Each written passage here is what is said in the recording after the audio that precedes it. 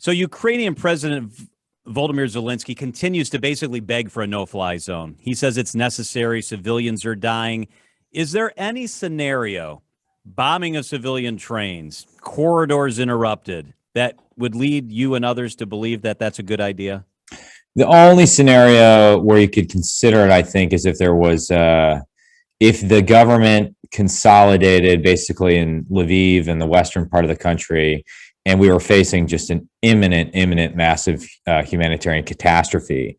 The problem right now, as I see it, is that enforcing a no-fly zone not only requires significant resources, which we may not have readily available, it will require us to shoot down any Russian aircraft flying into it. And Putin would certainly test that, deliberately sending aircraft into Ukrainian airspace, perhaps hoping that we would shoot it down because human life is cheap to him. He could then portray us as the aggressor. Additionally, it's not yet clear to me it's a military necessity because American pilots and fighter aircraft over Ukraine are not going to be able to do much for missiles that would be shot into Ukraine from, let's say, Belarus. I mean, Putin still has the ability, given what he's massed outside of Ukraine, to just rain down missiles. And if we establish a no-fly zone, he might start a more intense barrage of missiles right now. So I'm not yet advocating for a no-fly zone. It's not, just like something you say and declare and it magically happens. It's a massive operation. I would be open to what was the proposal of the Poles sending Russian MiGs to the Ukrainians so they could take the fight to Putin. But it seems we've gotten different signals from the administration on whether they're willing to go that far. All right, I want to ask you about that. So Secretary Blinken said initially it was green lighted. It was a good idea. The Poles thought it was a good idea and said they had conversations. The White House says we never agreed to that. It's untenable. What does that mean? Why is that a bad idea?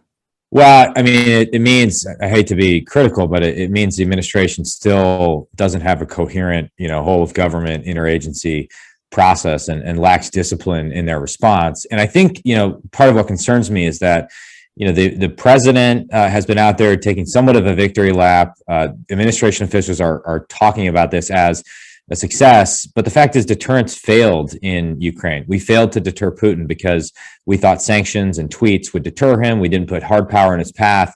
And now we're faced with Russia invading the largest country in Europe. It's a highly combustible situation. It could escalate very quickly. Putin is threatening to use tactical nukes if it escalates. And so the more incoherent our response seems, the more Putin, I think, will probe for weakness.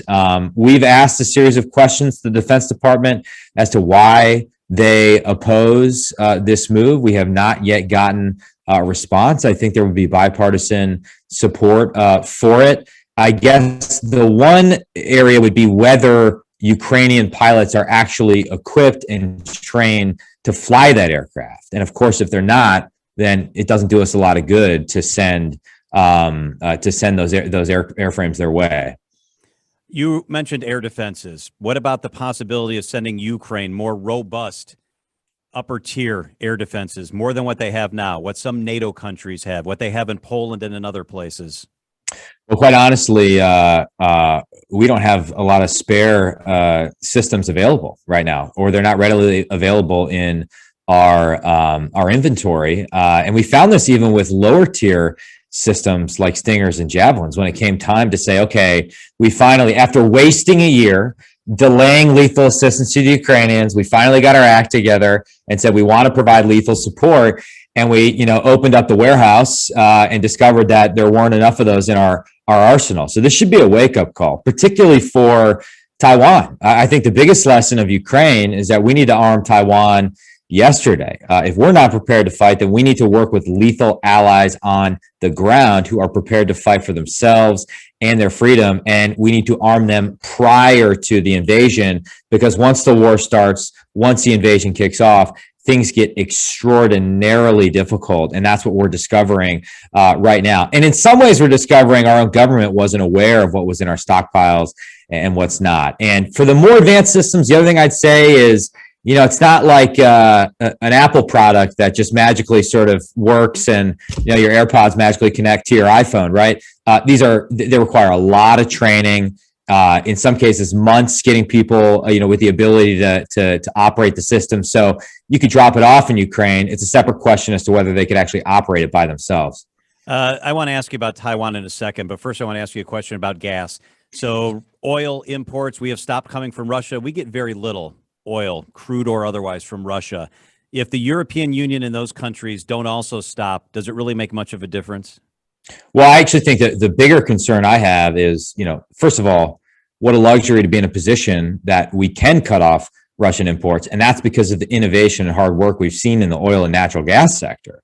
And this gets to my concern. The fact is that since day one of this administration, the Biden administration has, to the extent they've been sanctioning oil and gas, they've been sanctioning American production of oil and gas effectively with their anti-domestic production platform, whether it's canceling the Keystone Pipeline, whether it's putting a bunch of radical climate change lobbyists in at FERC, whether it's the sort of global ESG movement they've pursued. Right now, we're going around the world begging enemies like Venezuela, potentially Iran, to increase production to backfill Russian oil in the global market. But you know where Biden's not going? He's not going to Texas. He's not going to Pennsylvania. He's not going to Louisiana. He's not unleashing the full power of American energy. So that is my primary concern. The Europeans, as you mentioned in your question, are in a heck of a situation right now. And that should be a warning to us, right? Because Europe is in desperate need of something we have, which is energy security. Of course, renewables can be part of an energy policy that prioritizes reliability and security, but demonizing fossil fuels at a time when we need them the most is madness. And you look at the catastrophe in Europe right now, and you see what happens when you outsource your energy policy to ideologues and Swedish teenagers. And incredibly, the Biden administration still wants to go in that direction. So it really does concern me. And my sense is, and I'm sorry, I'll stop here, we can launch a global economic and financial campaign designed to punish Putin, but we cannot do that successfully while simultaneously waging war against domestic American energy production. And until we fix that contradiction, I think our policy is going to be contradictory. And finally, I want to ask you about Taiwan, North Korea, other places around the globe. Obviously, what's happening in Ukraine is what's happening in Ukraine, and we care about saving lives and doing the right thing there. But isn't this in the bigger picture almost as much about the future of Taiwan and some of those other places that will be watching very closely what's happening in Ukraine? It is, because it's about American power and whether we learn the right lessons from this crisis. And as I mentioned before, I think the biggest lesson is that in order to deter bad guys, whether it's an evil KGB thug like Vladimir Putin or a genocidal communist regime run by Xi Jinping in China, or the supreme leader of Iran who wants to get a nuclear weapon and destroy Israel, wipe it off the map and fund terrorists around the world, you need hard power.